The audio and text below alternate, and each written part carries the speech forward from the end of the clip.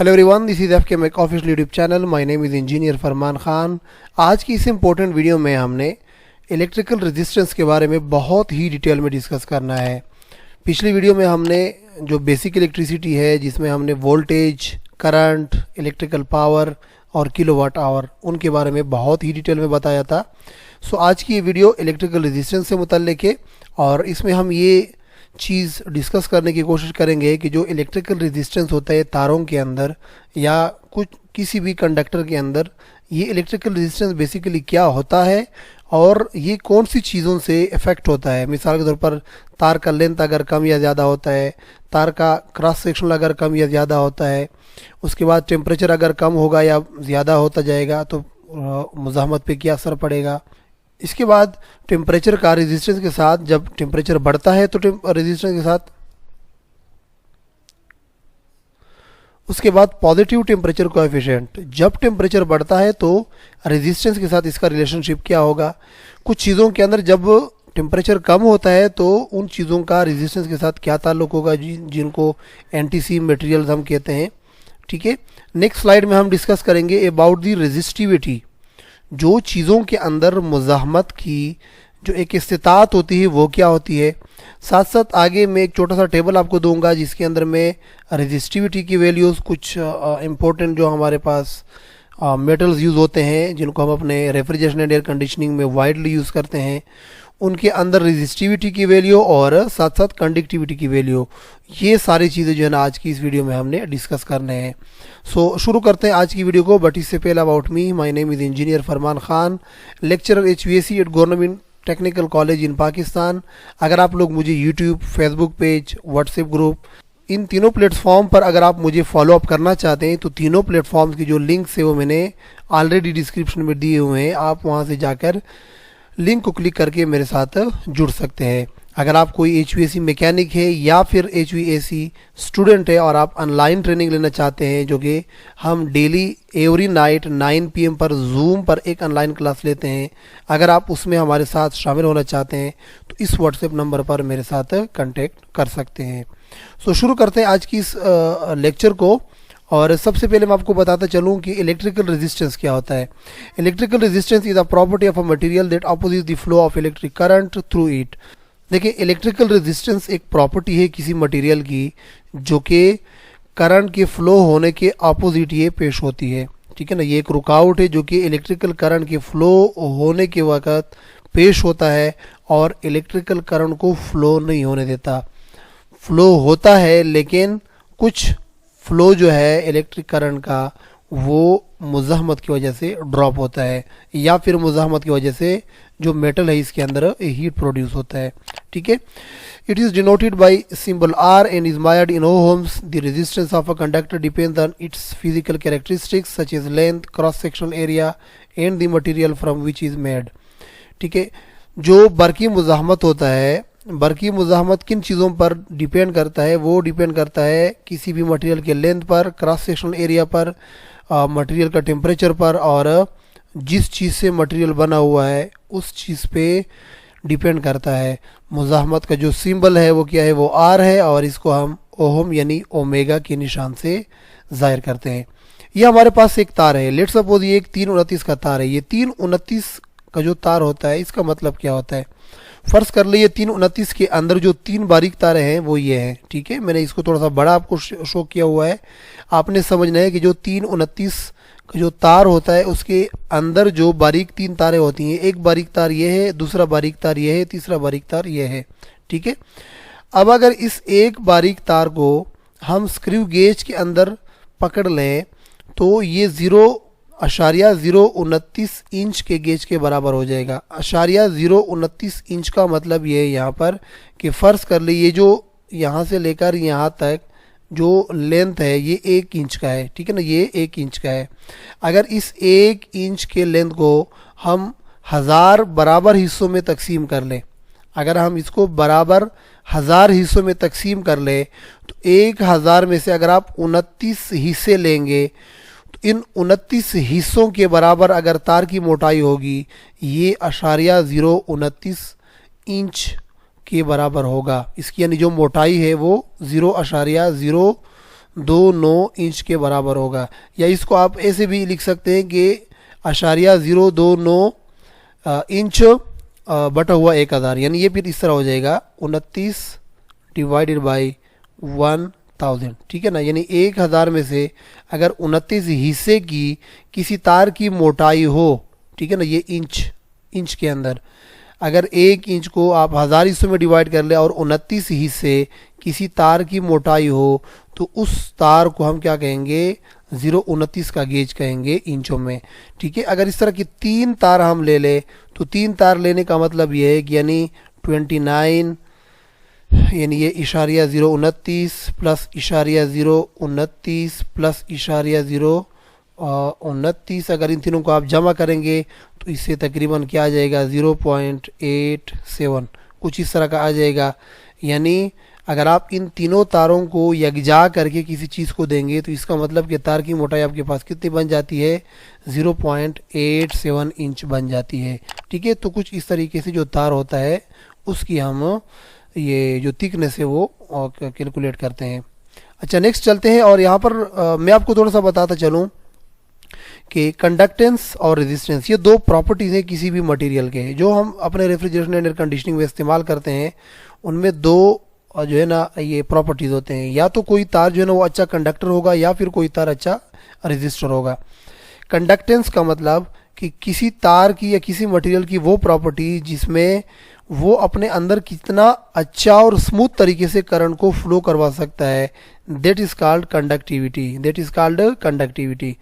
और जो रेजिस्टेंस है, रेजिस्टेंस का मतलब ये है कि किसी तार के अंदर जो करंट फ्लो होता है, उस तार के अंदर करंट फ्लो होने के लिए जो ऑपोजिट एक फ्रिक्शन पैदा होता है, उस फ्रिक्शन को बेसिकली हम क्या कहते हैं, रेजिस्टेंस कहते हैं, ठीक है।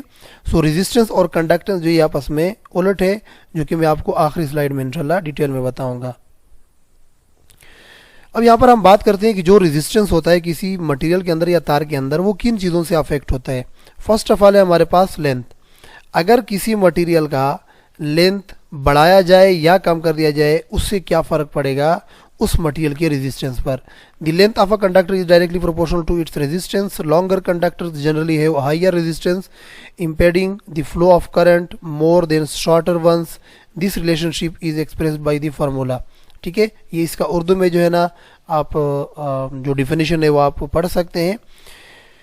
किसी भी कंडक्टर का अगर थिकनेस यानी इसकी जो मोटाई है वो सेम हो, मोटाई सेम हो, ठीक है, दोनों का टेम्परेचर भी सेम है फर्ज कर ले, और दोनों एक ही मटेरियल से बने हुए हैं, तो इस सूरत में जिस मटेरियल का लेंथ ज़्यादा होगा उस मटेरियल के अंदर मुज़ाहमत ज़्यादा होगा। क्यों ज़्यादा होगा? क्योंकि कम लेंथ वाले मटेरियल में जो नंबर्स ऑफ इलेक्ट्रॉन्स होते हैं, नंबर्स ऑफ एटम्स होते हैं और उसमें नंबर्स ऑफ इलेक्ट्रॉन्स होते हैं, वो कम होते हैं, तो इस वजह से इसके अंदर मुज़ाहमत भी कम होगा। जबकि लंबे वायर के अंदर या लंबे मटेरियल के अंदर या लंबे कंडक्टर के अंदर जो नंबर्स ऑफ एटम्स या नंबर्स ऑफ इलेक्ट्रॉन्स जो है वो ज़्यादा होते हैं, तो इसका मतलब कि जब करंट फ्लो होगा तो वो लंबे टाइम तक फ्लो होगा, लंबे फासले तक फ्लो होगा, लंबे टाइम तक फ्लो होगा। तो इस तरह इसके अंदर जो मुज़ाहमत का मिकदार होगा वो ज़्यादा होगा एज़ कम्पेयर टू ये जो शॉर्ट लेंथ वाला मटेरियल है, ठीक है। सो इसका मतलब यानी किसी चीज़ का अगर लंबाई हम बढ़ाएंगे तो उससे उस चीज़ के रेजिस्टेंस पर मुस्बत असर पड़ेगा, रेजिस्टेंस उसका बढ़ेगा। और अगर किसी चीज़ का, किसी मटेरियल का लेंथ हम कम करेंगे तो उस वजह से जो मटेरियल का मुज़ाहमत होगा वो भी साथ में कम होता जाएगा, ठीक है। नेक्स्ट चलते हैं और आप लोगों को मैं बता दूं कि क्रॉस सेक्शनल एरिया जो है इसका किसी मटेरियल के मुज़ाहमत से क्या ताल्लुक़ होता है। क्रॉस सेक्शनल एरिया का मतलब ये जो इस तार की मोटाई है, जिस तरह मैंने आप लोगों को पहले स्लाइड में भी समझा दिया, 329 तार का मैंने आप लोगों को एग्जांपल दे दिया। तार की मोटाई का रेजिस्टेंस के साथ क्या ताल्लुक़ है। देखें, cross sectional area of a conductor is inversely proportional to its resistance. Conductor with larger cross sectional area provide more pathways for the current to flow resulting in lower resistance. The relationship is expressed by the formula. नीचे जो formula है इसके जरिए से आपको दिया गया है और आपको ये बताता है डिफिनेशन में कि क्रॉस सेक्शनल एरिया जो है ये इनवर्सली प्रोपोर्शनल होता है रेजिस्टेंस का। अगर तो रेजिस्टेंस बढ़ेगा तो इसका मतलब कि क्रॉस सेक्शनल एरिया जो है ना वो कम होगा। अगर तो रेजिस्टेंस कम होगा इसका मतलब कि क्रॉस सेक्शनल एरिया तार का बढ़ चुका है। ठीक है, so R is inversely proportional to 1/a, यानी डायरेक्टली प्रोपोर्शनल टू 1/a और इनवर्सली प्रोपोर्शन ये हो जाएगा a का। मतलब इसका क्या है कि अगर एक तार है जिसकी लंबाई जो है ना वो सेम है, दो तारों का, यहाँ पे दो तारे हैं और इन दोनों का लंबाई जो है ना वो सेम है, लेंथ सेम है। ठीक है, और टेम्परेचर भी दोनों का सेम है। ठीक है, मटेरियल भी दोनों का एक ही जैसा है, दोनों का एक ही जैसा है। अब एक तार का जो क्रॉस सेक्शनल एरिया है वो 10 mm² है, दूसरे का 20 mm² है, तो किस तार के अंदर मुज़ाहमत ज़्यादा होगा? देखिए, जो बारीक तार है उसके अंदर मुज़ाहमत ज़्यादा होगा। क्यों इसके अंदर ज़्यादा होगा? क्योंकि इसके अंदर जो मॉलिक्यूल्स होते हैं, जो एटम्स होते हैं, वो एटम बहुत ज़्यादा करीब होने की वजह से जब इसके अंदर फ्लो होगा, जब इसके अंदर करंट का फ्लो होगा, तो करंट की फ्लो होते हुए जो इलेक्ट्रॉन्स है बिल्कुल करीब होंगे, एटम्स करीब होंगे तो इलेक्ट्रॉन्स करीब होंगे, और चार्ज जो होगा उसके लिए ज़्यादा मुज़ाहमत पेश होगा, क्योंकि तंग जगह के अंदर ये जो चार्ज है ये सही तरह से फ्लो नहीं हो सकेगा। इसके लिए अगर आप कोई बड़े थिकनेस वाला मटेरियल ढूंढेंगे तो बड़े थिकनेस वाले मटेरियल के अंदर ये जो एटम्स हैं ये थोड़े से रिलैक्स होते हैं, एक दूसरे से दूर होते हैं, तो इनमें जो करंट की गुजरने की कैपेसिटी होगी वो ज़्यादा होगी, और जो मुज़ाहमत होगा, जो रुकावट होगा, वो इसके अंदर कम होगा। इससे मालूम होता है कि जितना तार की बारीकी के अंदर इजाफा होगा उतना ही उसके अंदर मुज़ाहमत ज़्यादा होता जाएगा। जितना किसी तार की बारीकी के अंदर यानी मोटाई जो है ना उसकी ज़्यादा बढ़ती जाएगी तो उस तार के अंदर जो मुज़ाहमत होगा वो कम होता जाएगा। ठीक है, सो आई होप कि आप लोगों को यहाँ तक समझ में आ चुका होगा। नेक्स्ट है हमारे पास टेम्परेचर। टेम्परेचर का रेजिस्टेंस के साथ क्या ताल्लुक है? The temperature of a conductor can affect its resistance. In general the resistance of most conductors increases with an increase in temperature. However this relationship is not universal as some materials exhibit different behaviour. The temperature coefficient of resistance quantifies this effect and is used in the formula। ठीक है, उर्दू में आप इसका definition खुद ही पढ़ सकते हैं। मतलब इसका क्या है? मतलब इसका यह है कि तकरीबन 80% जो मटेरियल है हमारे पास उनमें जिस वक्त रेजिस्टेंस बढ़ेगा उसकी वजह टेम्परेचर होगा। यानी टेम्परेचर अगर किसी मटेरियल का बढ़ेगा तो साथ में रेजिस्टेंस भी बढ़ेगा, लेकिन ये हर एक मटेरियल पर एप्लीकेबल नहीं है। याद रखें, ये हर एक मटेरियल पर ये टेम्परेचर का जो रेजिस्टेंस के साथ बराह रास्त तनासब है ये हर एक मटेरियल पर एप्लीकेबल नहीं है। कुछ मटेरियल्स के अंदर जब टेम्परेचर कम होगा उस वक्त रेजिस्टेंस बढ़ेगा, लेकिन 80% यानी 80% मटेरियल जो है उनमें जब टेम्परेचर बढ़ेगा तभी रेजिस्टेंस बढ़ेगा, जब टेम्परेचर कम होगा तो रेजिस्टेंस भी कम होगा। ठीक है, मिसाल के तौर पर ये हमारे पास सेम क्रॉस सेक्शनल एरिया के, सेम लेंथ के और सेम मटेरियल के दो तारे हैं। एक का टेम्परेचर है 25 डिग्री सेल्सियस, दूसरे का है 70 डिग्री सेल्सियस। तो इसमें से जो 70 डिग्री सेल्सियस होगा अमूमन इसके अंदर जो मुज़ाहमत होता है वो ज़्यादा होता है as compared to 25 degree Celsius वाले मुज़ाहमत के मुकाबले में। ठीक है, लेकिन मैंने आपको बताया कि हर एक मटेरियल के अंदर इस तरह नहीं होता। हमारे पास डिफरेंट मटेरियल्स हैं और उन मटेरियल में 80% मटेरियल्स का जब टेम्परेचर बढ़ता है तब ही रेजिस्टेंस बढ़ता है, जबकि 20% मटेरियल जो है उनमें जिस वक्त टेम्परेचर डाउन होता है तब जो है ना रेजिस्टेंस भी उसमें तब उसमें रेजिस्टेंस जो है वो बढ़ जाता है। ठीक है, अच्छा नेक्स्ट मैं आपको समझा देता हूँ कि पॉजिटिव टेम्परेचर कोएफिशिएंट ऐसे मटेरियल जो कि टेम्परेचर बढ़ने पर उसका रेजिस्टेंस बढ़ता है वो मटेरियल कौन से है, और ऐसे मटेरियल जिसमें टेम्परेचर कम होने पर रेजिस्टेंस बढ़ता है वो मटेरियल कौन से हैं? In PTC material the resistance increases with an increase in temperature. Examples of PTC materials include most metals such as copper, aluminium. As these materials heat up, the increased thermal vibration of the atoms and electrons lead to greater resistance to the flow of current. Positive temperature coefficient वाले materials कौन से हैं? जैसे कि हमारे पास PTC होती है जो कि हमारे रेफ्रिजरेटर के कंप्रेसर की जो रिले होती है उसके अंदर ये मेटल इस्तेमाल होता है। इस मटेरियल में क्या होता है, जिस वक्त इस पीटीसी धात का टेम्परेचर इंक्रीज होता है उस वक्त इस पीटीसी धात का जो रेजिस्टेंस है वो भी इंक्रीज कर जाता है। ठीक है, इन जैसे मटेरियल्स में जब टेम्परेचर इंक्रीज करेगा उस वक्त जो रेजिस्टेंस की वैल्यू है वो भी इंक्रीज करते जाएगी। Examples of PTC materials include most metals such as copper, aluminum. As these materials heat up, the increased thermal vibration of the atoms and electrons lead to greater resistance to the flow of electric current. Same इसी तरह जिस तरह ये material है, इसी तरह जो हमारे पास कॉपर है, जो हमारे पास एल्यूमिनियम है, ये भी ऐसे मटेरियल्स है जिसके अंदर जिस वक्त टेम्परेचर बढ़ता है उस वक्त रेजिस्टेंस की वैल्यू भी बढ़ती जाती है। नेगेटिव टेम्परेचर कोएफिशिएंट एनटीसी वाले, in NTC materials the resistance decreases with in increase in temperature। अब NTC नेगेटिव टेम्परेचर कोएफिशिएंट वाले जो मटेरियल्स होते हैं, इनमें क्या होता है, इनमें जब टेम्परेचर डिक्रीज होगा, टेम्परेचर जब कम होगा, उसके साथ रेजिस्टेंस की वैल्यू बढ़ेगी। जिस वक्त टेम्परेचर कम होगा उस वक्त रेजिस्टेंस की वैल्यू बढ़ेगी। एग्जांपल में क्या है, of NTC materials include certain semiconductors. As these materials heat up, the increased thermal energy can promote more electrons movement resulting in lower resistance।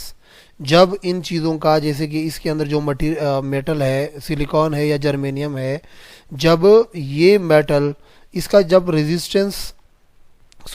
जब टेम्परेचर कम होगा, तो उस सूरत में इसका रेजिस्टेंस बढ़ जाएगा। लेकिन इसका जब टेम्परेचर बढ़ जाएगा उस वक्त इसका रेजिस्टेंस नॉर्मल होता है या कम होता है। ठीक है, सो ये एक मिसाल है एनटीसी टाइप मटेरियल का। अब नेक्स्ट है हमारे पास मटेरियल की रेजिस्टिविटी। रेजिस्टिविटी क्या है? ठीक है, the resistivity of the material from which a conductor is made plays a crucial role. Different materials have different inherent resistivities. Materials with higher sensitivity impede the flow of current more, leading to higher resistance. The relationship is expressed by resistivity। Simple अल्फाज में मैं आपको बताऊं कि resistivity क्या है। Resistivity एक खासियत है किसी मटेरियल का जो कि ये शो करता है कि कौन सा मटेरियल कितना रुकावट पेश करता है to the flow of current. हम ये समझ सकते हैं कि कौन सा मटेरियल जो है वो अच्छा कंडक्टर है, कौन सा मटेरियल अच्छा कंडक्टर नहीं है। तो जो मटेरियल अच्छा कंडक्टर नहीं होगा, इसका मतलब उसकी रेजिस्टिविटी जो है ना वो हाई होगी। जो मटेरियल अच्छा कंडक्टर होगा उसकी रेजिस्टिविटी कम होगी, कंडक्टिविटी ज़्यादा होगी। ठीक है, इसका जो फॉर्मूला है, फॉर्मूला इसका क्या है, R is equal to rho dot यानी ज़रब L बाई A। रो जो है ये रेजिस्टिविटी, वैल्यू ऑफ रेजिस्टिविटी, और multiplied by L by A का मतलब है मेटल का जो लेंथ है और मेटल का जो एरिया है। ठीक है, तार है कोई या कोई और मेटल है, कोई प्लेट है, कुछ भी हो सकता है। R is equal to rho dot L by A, इस तरह इसका फार्मूला हो जाएगा। अच्छा, फर्ज कर लें यहाँ पर हम ये जो मेटल का पार्ट है ना, हम ये ले लेते हैं। इस पार्ट को हम फिलहाल छोड़ देते हैं। ये जो पार्ट है हम इसको कंसीडर करते हैं। इस पार्ट में क्या है, देखिए कॉपर का एक मेटल है और इस मेटल की जो लेंथ है वो 1 मीटर है। इसकी जो विड्थ है, जो चौड़ाई है वो 0.5 मीटर है। इसका जो हाइट है वो 2 मीटर है। ठीक है, अब अगर इस चौड़ाई को और हाइट को हम दो को आपस में मल्टीप्लाई कर लें तो इससे एरिया बन जाएगा। कितना एरिया बन जाएगा? ये एरिया बन जाएगा 2 मीटर स्क्वायर। ये एरिया बन जाएगा 2 मीटर स्क्वायर। ठीक है, और जो इसका 1 मीटर का लेंथ है, ये आप लेंथ तस्वर कर ले, ये वाला जो लेंथ है जो फार्मूले के अंदर है, ठीक है ना, ये इसका लेंथ तस्वर कर दें। अब ये जो कॉपर प्लेट है जिसका एरिया जो है वो 2 मीटर है, जबकि इसका लेंथ 1 मीटर है। ठीक है ना, तो इस कॉपर के पीस के अंदर, या जो ये कॉपर का जो प्लेट है, जो पीस है, इसमें 0.000000168 ओहम मीटर ये रेजिस्टिविटी पेश करता है करंट के फ्लो में। अगर इतना प्लेट होगा, ये कितना प्लेट है, 1 मीटर इसका लेंथ है और 0.5 मीटर चौड़ाई और 2 मीटर इसका हाइट है, यानी चौड़ाई और हाइट को अगर हम मल्टीप्लाई कर लें तो इससे एरिया बन जाएगा, और इसके साथ अगर हम मीटर को मल्टीप्लाई कर लें तो ये फिर ये हमारे पास कुछ 3 डायमेंशनल का एक पीस बनता है कॉपर का। अब इतना पीस बिजली के लिए कितना रुकावट पेश करेगा, 0.000 और ये 168, इतना अदद ओहम डॉट मीटर, इतने ओहम पर मीटर में इतना ओहम पर मीटर में ये क्या करता है, ये रेजिस्टेंस पेश करता है किस चीज़ के लिए, बिजली के लिए, इलेक्ट्रिसिटी के लिए। ठीक है, सो ये बहुत ही छोटा एक अदद है, जिसका मतलब ये कि यानी कॉपर के अंदर जो रेजिस्टिविटी है वो बहुत ही लो है। कॉपर एक अच्छा कंडक्टर इस वजह से है। ठीक है, इसके फार्मूले के मुताबिक R is equal to rho dot L by A. Rho ये वैल्यू हो जाएगी हमारे पास फार्मूले के अंदर, और एल कितना है और ए कितना है, ये आपने जब किसी चीज़ का रेजिस्टिविटी निकालना है तो आप उसकी रेजिस्टेंस को मालूम कर सकते हैं। मिसाल के तौर पर अब हम ये टोटल लेंथ लेते हैं कि ये टोटल एक पीस है हमारे पास, जिसका लेंथ यहाँ से लेकर यहाँ तक 10 मीटर है, जबकि इसका हाइट 2 मीटर और इसके जो चौड़ाई है वो 0.5 मीटर। ठीक है, सो अगर चौड़ाई हमारी यही हो जाएगी, चौड़ाई और हाइट हमारी यही हो जाएगी, यानी एरिया जो है ना हमारे पास यही 2 मीटर स्क्वायर हो जाए, एरिया जो है ये वाला ये हमारे पास यही 2 मीटर स्क्वायर हो जाए, और लेंथ की जगह हम यहाँ पे लेंथ की जगह हम 10 मीटर की वैल्यू पुट कर दें, तो ये जो टोटल पीस है कॉपर का ये कितना रेजिस्टेंस पेश कर लेगा। देखें फार्मूले के अंदर आपने वैल्यूज़ को डालना है। रो की वैल्यू क्या है, ये जो वैल्यू है आपके पास, ये जो वैल्यू है आपके पास, ये यहाँ पर 1.68 मल्टीप्लाइड बाई 10 पावर माइनस 8, यही वैल्यू हमने यहाँ पे लिख ली है रो के लिए। ठीक है, और लेंथ कितना है, लेंथ यहाँ पर 10 मीटर है, तो 10 मीटर डिवाइडेड बाई एरिया फार्मूले के नीचे है, तो एरिया हमारे पास क्या है, चौड़ाई और हाइट का एरिया है हमारे पास 2 मीटर स्क्वायर। ठीक है, सो ये वैल्यू वही आ जाएगी, और 10 मीटर बाई 2 मीटर स्क्वायर से क्या आ जाएगा, 5 मीटर आ जाएगा। अब क्या करें, ये जो वैल्यू है इसको मल्टीप्लाई करें 5 में, तो आपके पास क्या आ जाएगा, 0.00000084 ओहम मीटर। यानी अब ये जो पीस है, ये कितना मुज़ाहमत पेश करेगा करंट के लिए, ये इतना मुज़ाहमत पेश करेगा, जो कि ये अदद मैंने आपको दिया हुआ है। ठीक है, सो आई होप कि यहाँ तक आप लोगों को समझ में आ चुका होगा। नेक्स्ट हम बात करते हैं यहाँ पर कि कुछ ख़ास मटेरियल्स जो कि जिसमें सिल्वर है, चांदी है, कॉपर है, एनील्ड कॉपर है जिसको हम गर्म करके बेंडिंग के लिए इस्तेमाल करते हैं, गोल्ड है, सोना है, एल्यूमिनियम है। अब ये जो वैल्यूज़ है ना, ये वैल्यूज़ ये रेजिस्टिविटीज़ है। रेजिस्टिविटीज़ को हम सिंबल रो, यानी जो इस तरह का एक सिंबल होता है पी की तरह, उस सिंबल से हम जाहिर करते हैं, उसको रो बोलते हैं हम। ये जो सिंबल है ना, ये आपको दिख रहा है, ठीक है ना, इसको हम रो से जाहिर करते हैं। तो सिल्वर की ये वैल्यू है, कॉपर की रेजिस्टिविटी ये वैल्यू है, एनील कॉपर की रेजिस्टिविटी की ये वैल्यू है, गोल्डन, एल्यूमिनियम, ये सारे वैल्यूज़ हैं इन चीज़ों के रेजिस्टिविटी के। जबकि ये जो वैल्यूज़ हैं ये प्लस में है और ये कंडक्टिविटी की वैल्यू है। सिल्वर एक अच्छा कंडक्टर है, उसके बाद फिर कॉपर अच्छा कंडक्टर है, उसके बाद फिर इनिल्ड कॉपर अच्छा कंडक्टर है, उसके बाद फिर गोल्ड अच्छा कंडक्टर है, उसके बाद फिर एल्यूमिनियम अच्छा कंडक्टर है। ठीक है, और ये जो कंडक्टिविटी या रेजिस्टिविटी है ये एक मखसूस साइज़ के अंदर लिया जाता है। जिस तरह मैंने पिछले स्लाइड में भी आप लोगों को समझा दिया कि यहाँ पर हमारा हाइट जो है ना वो 2m और 0.5 मीटर जो है ना इसकी चौड़ाई है। तो इन दोनों को आप मल्टीप्लाई करेंगे तो ये आपके पास एरिया बन जाएगा, और ये लेंथ हो गया। तो लेंथ ऊपर आता है फार्मूले में, एरिया जो है ना वो नीचे आती है, और साथ में इसके साथ मल्टीप्लाई करना होता है आपने रेजिस्टिविटी की वैल्यू को या कंडक्टिविटी की वैल्यू के। ठीक है, कंडक्टिविटी की वैल्यू में फिर जो आपका यूनिट है वो चेंज हो जाता है, वो साइमन्स पर मीटर आ जाता है। जिस तरह ये ओहम मीटर आता है, इस तरह कंडक्टिविटी में ये साइमन्स पर मीटर इसकी वैल्यू आ जाती है। ठीक है, सो ये डेटा आप लोगों ने देख लिया। इस डेटा से आप मालूम कर सकते हैं कि किसी चीज़ की कितनी रेजिस्टिविटी और कितनी कंडक्टिविटी होती है। आज की वीडियो आप लोगों को पसंद आ चुकी होगी। प्लीज़ अगर कोई क्वेरी है आपकी या कोई क्वेश्चन आप कमेंट सेक्शन में पूछ सकते हैं। अगर वीडियो पसंद आई तो प्लीज़ वीडियो को लाइक कर दें, शेयर करें अपने दोस्तों के साथ। अगर चैनल पर नहीं तो प्लीज़ चैनल को सब्सक्राइब करना ना भूलिएगा। अनटिल टू नेक्स्ट वीडियो मुझे दीजिएगा इजाज़त। अल्लाह हाफिज़।